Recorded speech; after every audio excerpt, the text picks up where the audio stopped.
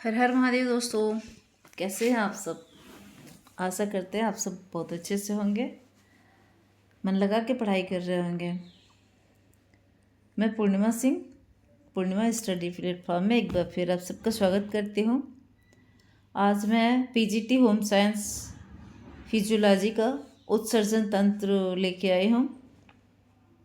ठीक है, तो चलिए समय ना गवाते हुए आगे बढ़ते हैं। कुछ महत्वपूर्ण स्मरणीय बिंदुओं पर प्रकाश डालेंगे और इसको आप लोग ध्यान से सुनिएगा जो भी हम बताएंगे, क्योंकि इसके बाद से फिर आपके क्वेश्चन आंसर होंगे जिससे आप लोग को करना होगा। ठीक है, तो आगे बढ़ते हैं। सजीव प्राणियों के शरीर में प्रतिक्षण ऐच्छिक एवं अनैच्छिक क्रियाएं होती रहती हैं। मानव शरीर के सभी क्रियाकलाप चयापचय क्रियाओं से उत्पन्न ऊर्जा पर निर्भर करते हैं।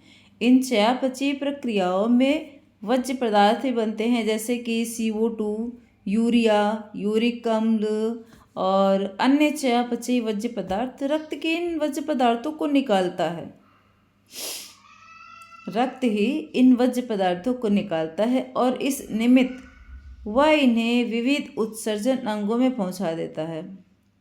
CO2 और पानी निःश्वास क्रिया द्वारा फेफड़ों से उत्सर्जित किए जाते हैं। यूरिया अतिरिक्त जल और कई लवण त्वचा की श्वेत ग्रंथियों द्वारा पसीने के रूप में विसर्जित कर दिए जाते हैं। यूरिया, यूरिक अम्ल, पानी और अन्य चयापचयी पदार्थ वृक्कों द्वारा मूल के रूप में निष्कासित कर दिए जाते हैं। उत्सर्जी अंग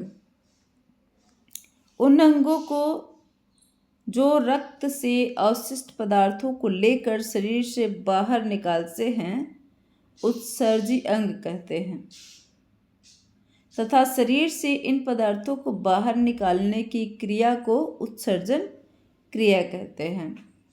उत्सर्जन तंत्र के बारे में जानते हैं।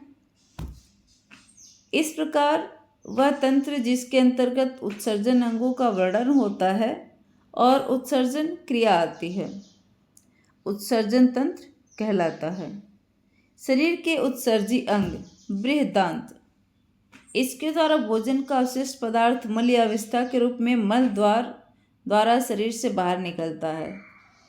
दूसरा है फेफड़े। कार्बन डाइऑक्साइड ये तथा वाष्प के रूप में परिवर्तित जल को फेफड़े निःश्वसन क्रिया द्वारा शरीर से बाहर निकालते हैं। वृक्क अथवा गुर्दे, इनके द्वारा मूत्र के रूप में जल, यूरिया, यूरिक एसिड व कुछ लवण आदि द्रव्य शरीर से बाहर निकलते हैं। यानी कि जो भी आप ये सुन रहे हैं ना, जिस अंग के बारे में, ये सब हमारे शरीर से जो भी वर्ज्य पदार्थ होते हैं वो किसी न किसी रूप में बाहर निकालने का ये कार्य करते हैं। त्वचा यह निरर्थक लवण एवं कार्बन डाइऑक्साइड व यूरिया को स्वेद के रूप में शरीर के रोमों द्वारा बाहर निकालती है। वृक्क सेम के आकार के युगल अंग हैं जो मेरुदंड के दोनों ओर उदर गुहा में ऊपर अन्य अंगों के पीछे स्थित होते हैं। इसका भार लगभग 400 ग्राम होता है तथा देखने में लाल कत्थई से रंग का होता है। प्रत्येक वृक्क करीब 10 लाख सूक्ष्मदर्शी क्रियात्मक इकाइयों का बना होता है, जिन्हें वृक्काणु कहते हैं। नेफ्रॉन का मुख्य भाग वृक्क कोश या मैलपीघी कोश कहलाता है, जिसके 2 भाग हैं। पहला है प्याले के आकार का बोमेंस कैप्सूल। दूसरा है बोमेंस कैप्सूल के अंदर का रुधिर कोशिकाओं का गुच्छा, जिसको ग्लोमेरुलस कहते हैं। वृक्क की रचना की खड़ी काट देखें तो वह 2 क्षेत्रों में बटा दिखलाई देता है। पहला है बाहरी बैंगनी हल्का भाग कार्टिलेक्स। इनका किनारा उन्नततर होता है। इसमें मॉलपेंग बॉडी मुख्यतः पाई जाती है। दूसरा है मध्य गहरा बैंगनी भाग मेड्यूला। इसमें मुख्य रूप से नलिकाएं होती हैं। इनका किनारा नतोद्वार अर्थात अंदर की ओर धंसा होता है। इस नतोदार धंसे भाग को हाइलम कहते हैं। इस धंसे भाग को हाइलम कहते हैं। हाइलम के बारे में जानते हैं। इस स्थान पर वृक्क धमनी वृक्क के अंदर प्रवेश करती है तथा वृक्क सिरा और मूत्रवाहिनी वृक्क के बाहर रहती है। प्रत्येक वृक्क के ऊपर तंतुमल उत्तकों का एक आवरण चढ़ा रहता है जिसे वृक्क कोश या वृक्क संपुट कहते हैं। दोनों वृक्कों से प्रत्येक वृक्क के ऊपरी सिरे पर एक एक ग्रंथि होती है जिसको एड्रिनल ग्रंथि कहते हैं। प्रत्येक वृक्क के चारों ओर वसा एक परत के रूप में होती है। इन ग्रंथियों से निकला स्राव जीवन क्रियाओं के लिए महत्वपूर्ण है। इस ग्रंथि को सुप्रारिनल ग्रंथि भी कहते हैं। वृक्क धमनी यह एक रक्त धमनी जो गुर्दे में प्रवेश कर कोशिकाओं के गुच्छे का रूप धारण कर लेती है। यह कोशिका गुच्छ एक दोहरी झिल्ली के आवरण से ढका रहता है। कोशिका गुच्छ तथा दोहरी झिल्ली संपुटिका को जो एक ओर खुली रहती है जैसे मैल पीघियन कोश कहते हैं। वृक्क धमनी कार्टेक्स में पहुंचकर कोशिकाओं के गुच्छों का रूप धारण कर लेती है। वृक्क सिरा वृक्क धमनी से जब प्लाज्मा छन जाता है तो वे मिलकर वृक्क सिरा का निर्माण करती हैं जो अंत में लघु महाशिरा में मिलती है। दूसरा मूत्राशय यह उदर के निचले भाग श्रोणि गुहा में स्थित पेशियों का बना हुआ एक त्रिकोणीय थैला सा होता है जिसमें लगभग 200 से 250 ml तक मूत्र एकत्र हो जाता है। जब मूत्र त्यागने की आवश्यकता होती है तो मूत्र का दबाव बढ़ जाता है, मांसपेशी ढीली पड़ जाती है तथा मूत्र मार्ग खुल जाता है और मूत्र मार्ग में आता है तथा बाहर निकल जाता है। मूत्राशय गोलाकार से त्रिकोणाकार हो जाता है। मूत्रवाहिनियां यह संख्या में 2 होती है तथा हाइलम से आरंभ होकर मूत्राशय तक जाते हैं। लगभग 40 सेंटीमीटर लंबी यह नली सौत्रिक या रेशेदार उत्तकों से निर्मित होती है। इसके भीतर श्लैष्मिक कला होती है। वृक्क के कार्य शरीर से हानिकारक पदार्थों यूरिया यूरिक अम्ल आदि को बाहर निकालता है। वृक्क का कार्य क्या होता है? यूरिया और यूरिक अम्ल को जो हानिकारक पदार्थ होते हैं इनको शरीर से बाहर निकालना होता है। दूसरा है रक्त प्लाज्मा के विभिन्न घटकों तथा उनकी मात्रा को नियंत्रित करना और उन पर संतुलन बनाए रखना है। तीसरा है शरीर में जल की मात्रा का नियंत्रण करना। ये तीनों कार्य किसके होते हैं? वृक्क के होते हैं। चलिए वृक्क के बारे में और जानते हैं। वृक्क में रक्त की शुद्धि और मूत्र का निर्माण वृक्क निःसंयुग्धकों या छन्नों का कार्य करते हैं। जैसे जैसे रक्त कोशिकाओं से होकर गुजरता है वैसे वैसे पानी, ग्लूकोज, यूरिया, यूरिक अम्ल, फास्फेट तथा अन्य कई पदार्थ संपुट में छान लिए जाते हैं जहां से होकर वे नलिकाओं से गुजरते हैं। ग्लाइकोज, अधिकांश जल आदि कई पदार्थ जो शरीर के लिए उपयोगी होते हैं कुंडलित नलिकाओं में पुनः अवशोषित कर लिए जाते हैं और सांद्र पेशाब संग्राहक नलिकाओं से होकर गवीनी में पहुंच जाते हैं।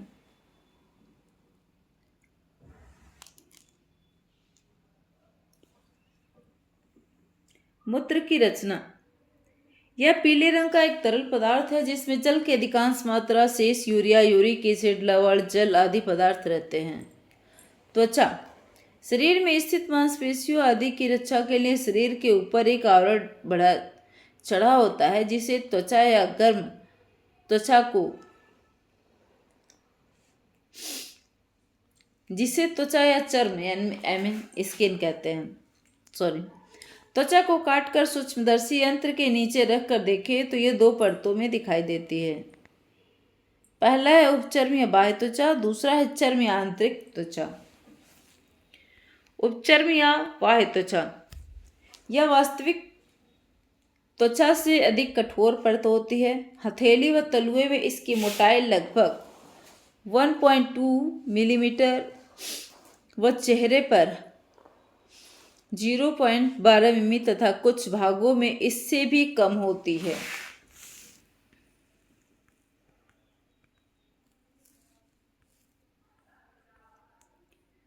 रोमकूप हेयर पोर्सेस, ये रोमकूप त्वचा के नीचे छोटे छोटे छिद्र के रूप में होते हैं जिनका संबंध श्वेत ग्रंथियों से होता है। वर्णक बाह्य त्वचा की भीतरी परत जो कि कोमल एवं पारदर्शी कोशिकाओं की बनी होती है, ये एक विशेष प्रकार के कण पाए जाते हैं जिन्हें वर्णक कहते हैं। ये शरीर को रंग देने वाले कण हैं जो कि जलवायु, प्रकृति तथा जाति के अनुसार संख्या में भिन्न भिन्न होते हैं। बाह्य त्वचा की आंतरिक सतह पर जिन कोशिकाओं द्वारा बनी हुई है उनका पोषण वास्तविक त्वचा में स्थित रक्त कोशिकाओं द्वारा होता है। चर्म या आंतरिक त्वचा यह बाह्य त्वचा के नीचे स्थित होती है जिसका निर्माण संयोजी ऊतकों द्वारा होता है। इस भाग में कोशिकाओं तथा तंत्रिकाओं का जाल सा बिछा होता है। त्वचा के ऊपरी भाग में कई प्रकार की व कई आकार की कोशिकाएं पाई जाती हैं। अंकुर यह त्वचा की सतह पर उभार है जो लगभग 0.12 मिमी लंबा होता है जिसमें रक्त कोशिकाओं का समूह फैला होता है। स्पर्श कण ये घुमावदार रूप में होते हैं। इनमें तंत्रिका सूत्र अधिक मात्रा में होते हैं जिनके द्वारा स्पर्श का अनुभव होता है। पेशीय सूत्र त्वचा के निचले भाग में कुछ पेशीय सूत्र भी पाए जाते हैं। श्वेत ग्रंथियां त्वचा में असंख्य ग्रंथियां हैं जो कुंडलाकार नलियों के रूप में होती हैं। इन ग्रंथियों को रक्त कोशिकाएं धीरे धीरे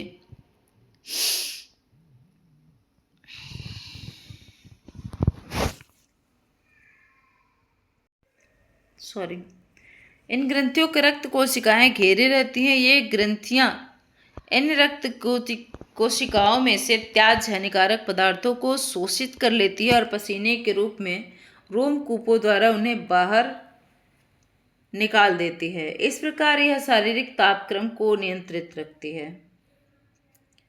तेल ग्रंथियां त्वचा में एक अन्य प्रकार की ग्रंथियां पाई जाती हैं जो कि बालों की जड़ों में होती हैं जिन्हें तेल ग्रंथियां कहते हैं। इनमें एक तैलीय पदार्थ निकलता है जो त्वचा तथा बालों को मुलायम बनाए रखता है। बाल या केशों का निर्माण प्रोटीन से बने कैरोटीन नामक पदार्थ से होता है। इनकी जड़ें त्वचा के अंदर स्थित होती हैं। जिस गड्ढे में से बाल निकलते हैं उसे केशकृत या केशकूप कहते हैं। तेल ग्रंथियां छोटी छोटी नलिकाओं द्वारा बालों की जड़ों से जुड़ी रहती हैं। इसीलिए इसी तेल से बाल तथा त्वचा चिकनी रहती है। बालों की जड़ों से छोटी छोटी मांसपेशियां भी जुड़ी रहती हैं जिनके सिकुड़ने से बाल खड़े हो जाते हैं। खड़े नहीं, देखिए गलती हमें कड़े हो जाते, मैंने कि आपके बालों में थोड़ा सा रूखापन आने लगता है।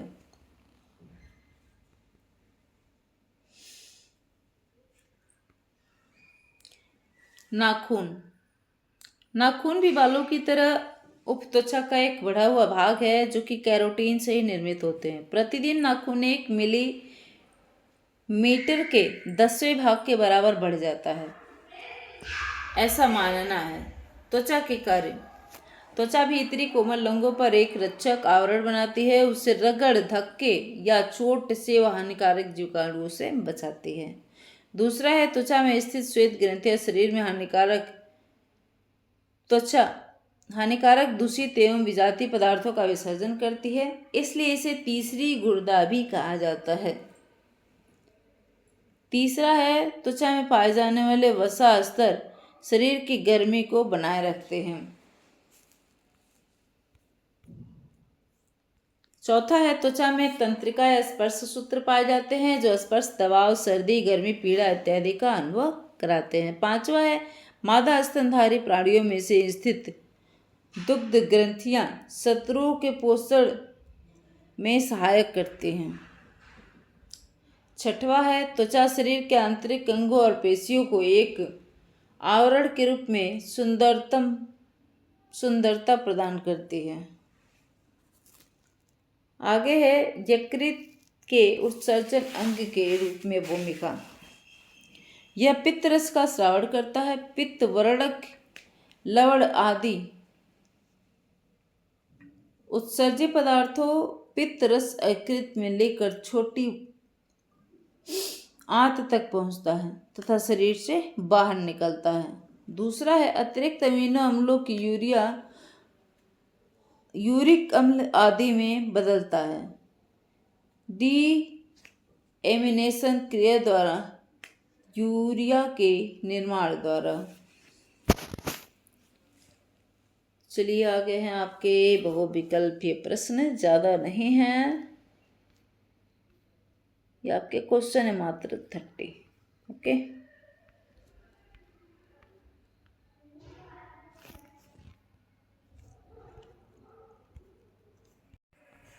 चलिए क्वेश्चन करते हैं। पहला क्वेश्चन है वह अंग जो रक्त से अवशिष्ट पदार्थों को शरीर से बाहर निकालते हैं कहलाते हैं।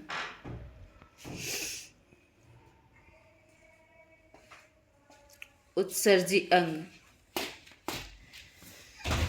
ए श्वसन अंग, बी उत्सर्जी अंग, सी पाचन अंग और डी इनमें से कोई नहीं है।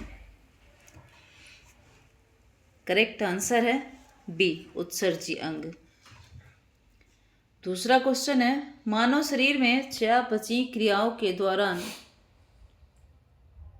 निम्न वर्ज्य पदार्थ बनते हैं।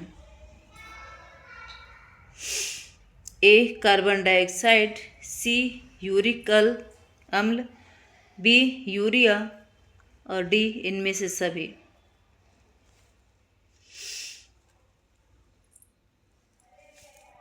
करेक्ट आंसर है डी इनमें से सभी। तीसरा क्वेश्चन शरीर का मुख्य रूप से उत्सर्जी अंग कौन से हैं।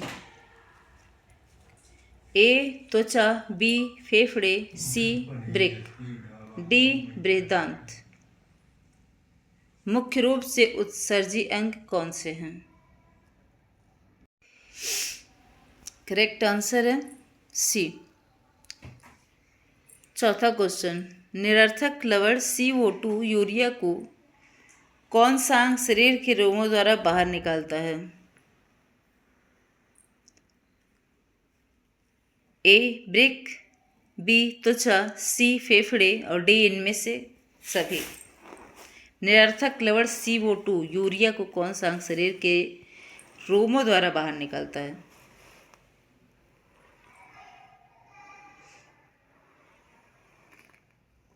करेक्ट आंसर है बी।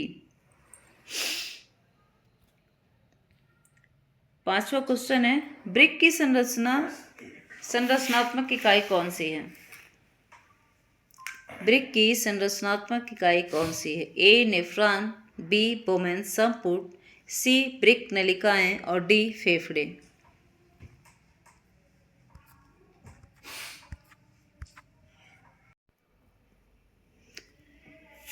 करेक्ट आंसर है ए नेफ्रॉन। छठवां क्वेश्चन है बोमेन्स कैप्सूल के अंदर रुधिर कोशिकाओं का एक गुच्छा होता है जिसे कहते हैं।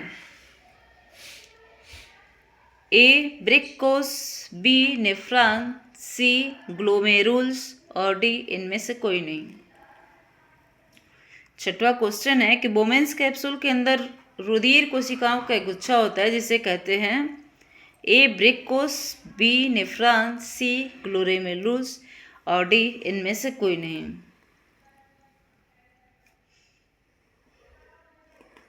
करेक्ट आंसर है सी, ग्लोमेरुलस।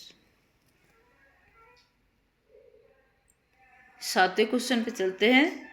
प्रत्येक वृक्क का बाहरी किनारा उभरा तथा भीतरी किनारा धंसा हुआ होता है, जिसमें से एक मूल नलिका निकलती है। इसे धंसे हुए भाग को क्या कहते हैं? ए मूत्राशय, बी हाइलम, डी मूत्रमार्ग और डी कोशिका गुच्छ।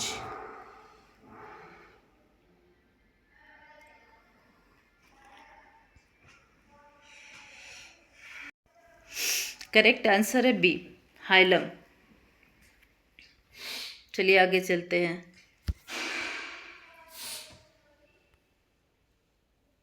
8वां क्वेश्चन है, वृक्क के हल्के बैंगनी भाग में जो उन्नोत्तर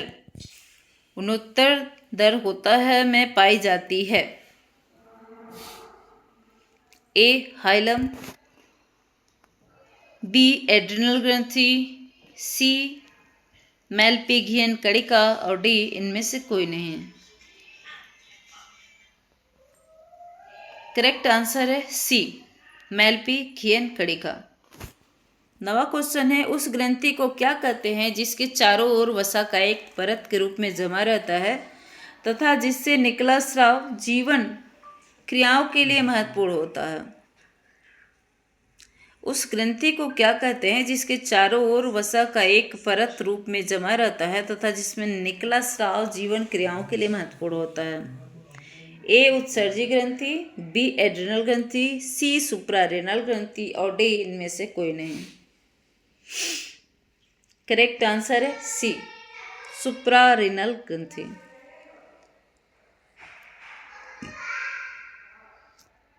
10वां क्वेश्चन है, मूत्र निष्कासन की आवश्यकता अनुभव होने से पूर्व मूत्राशय में लगभग कितना मिलीलीटर मूत्र एकत्र हो जाता है? ए 400 से 500 मिली, बी 500 से 1000 मिली, सी 200 से 250 मिली और डी इनमें से कोई नहीं। करेक्ट आंसर है सी, 200 से 250 मिली। 11वां क्वेश्चन है, मूत्र निष्कासन के उपरांत मूत्राशय किस आकार का हो जाता है? ए वर्गाकार, बी गोलाकार, सी त्रिकोणाकार और डी किसी आकार का नहीं, किसी भी आकार का। करेक्ट आंसर है सी, त्रिकोणाकार। 12वां क्वेश्चन है, मूत्र मार्ग की क्रियाओं पर पेशियों का नियंत्रण रहता है।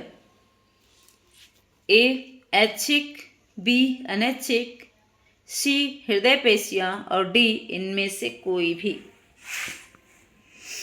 12वां का आंसर करेक्ट आंसर ए ऐच्छिक। 13वां क्वेश्चन है, वृक्कों में रक्त की शुद्धि के दौरान कोशिकाओं की दीवारों से रक्त का कुछ जल जैसा अंश चूस जाता है, जिसे कहते हैं? ए मूत्र, बी यूरिक एसिड, सी लिम्फ, डी इनमें से कोई नहीं।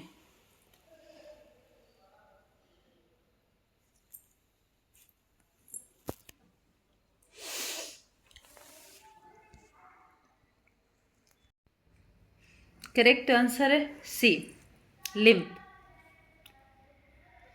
14वां क्वेश्चन है, मूत्र एक पीले रंग का तरल पदार्थ होता है जिसमें पदार्थ रहते हैं। ए यूरिया व यूरिक एसिड, बी रक्त, डी उपयुक्त दोनों, सी उपयुक्त दोनों या डी इनमें से कोई नहीं। करेक्ट आंसर है ए, यूरिया व यूरिक एसिड। चलिए आगे चलते हैं।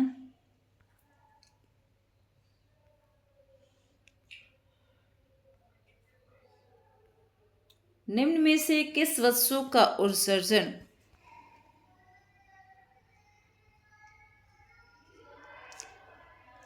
निम्न में से किस वस्तु का उत्सर्जन स्वस्थ व्यक्ति के मूत्र में नहीं होता? A urea, B uric acid, C glucose, D नमक। करेक्ट आंसर है C, glucose.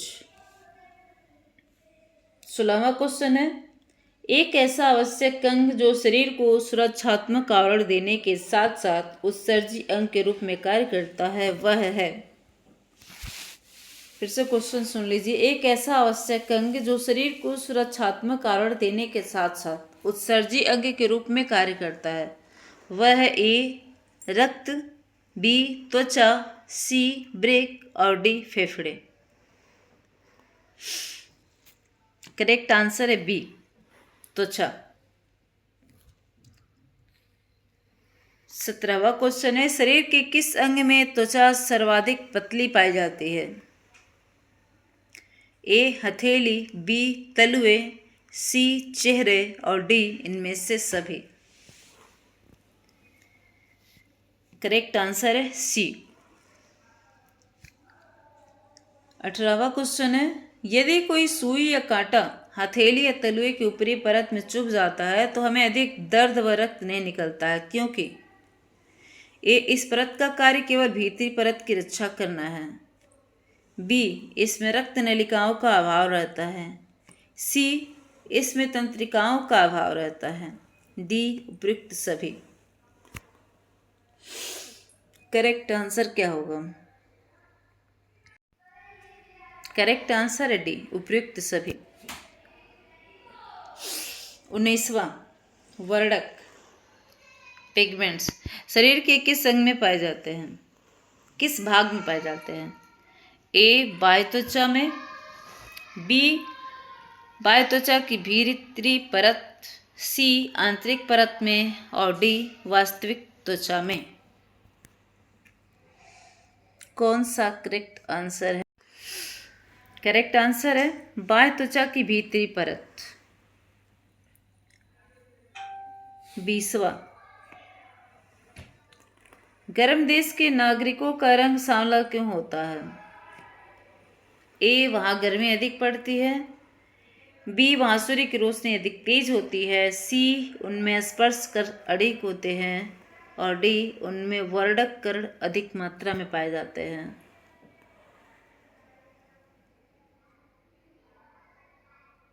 B. Correct answer है सी, उनमें स्पर्श कण अधिक होते हैं। 21वां है, रोमकूपों का संबंध किससे होता है? ए वर्णक से, बी अंकुर से, सी पेशीय सूत्र से और डी श्वेत ग्रंथियों से। करेक्ट आंसर है डी, श्वेत ग्रंथियों से। 22वां है, अंकुर क्या है?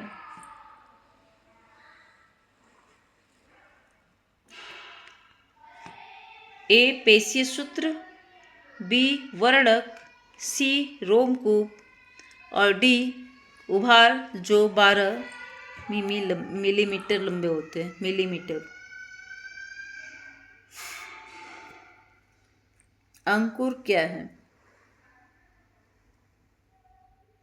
मिमी लंबे, उभार जो मिमी, पिंपल।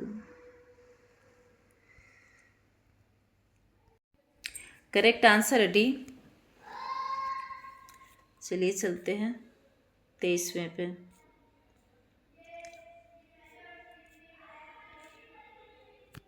जो कोशिकाएं हमारे शरीर से मैल के रूप में दिखाई देती हैं वह क्या है? ए ऐसी कोशिकाएं जो सख्त होकर मृत कोशिकाओं का स्थान ले लेती हैं, बी जो बाह्य आघातों द्वारा नष्ट हो जाती हैं, सी ऐसी कोशिकाएं जिनमें अधिक वर्णन पाए जाते हैं और डी उपयुक्त में से कोई नहीं।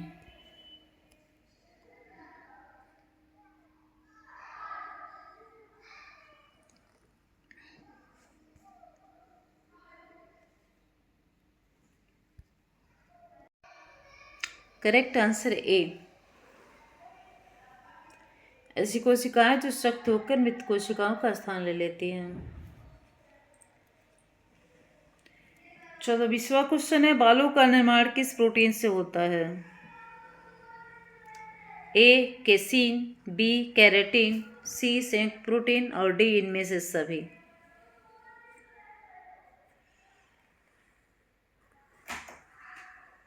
करेक्ट आंसर है बी, केराटिन। 25वां है, स्वेदन क्या है?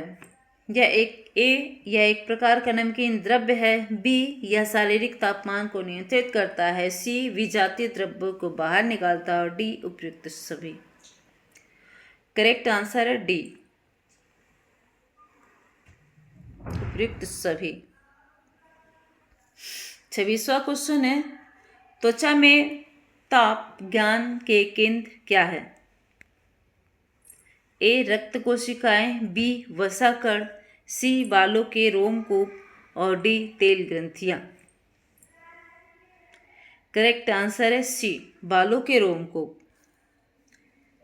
27वां क्वेश्चन है, त्वचा में ऐसी कौन सी रचना है जो सांप की भांति कुंडलाकार रूप में पाई जाती है?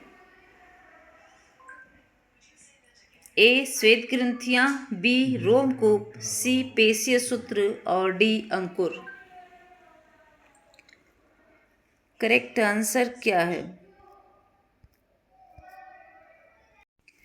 करेक्ट आंसर है सी, श्वेत ग्रंथियां।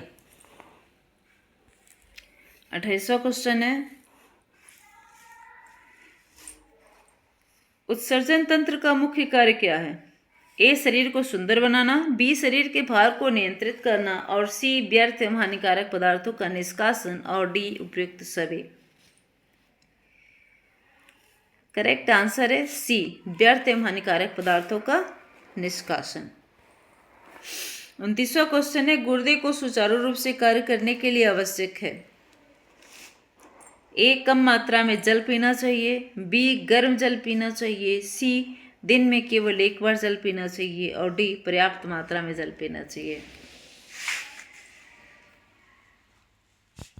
करेक्ट आंसर है डी, गुर्दे को सुचारू रूप से कार्य करने के लिए पर्याप्त मात्रा में जल पीना चाहिए। 30वां क्वेश्चन है, शरीर के आवरण को क्या कहते हैं? ए ज्ञानेंद्रिया, सी तंत्रिका तंत्र, सी त्वचा और डी उत्सर्जन तंत्र। शरीर के आवरण को क्या कहते हैं? ए ज्ञानेंद्रिया, बी तंत्रिका तंत्र, सी त्वचा और डी उत्सर्जन तंत्र। करेक्ट आंसर है सी, त्वचा। ये रही आपकी उत्तरमाला।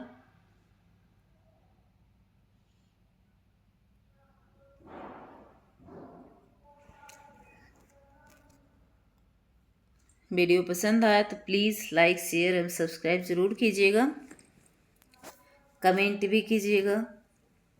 ठीक है, कल हम फिर एक नया वीडियो लेकर के आते हैं।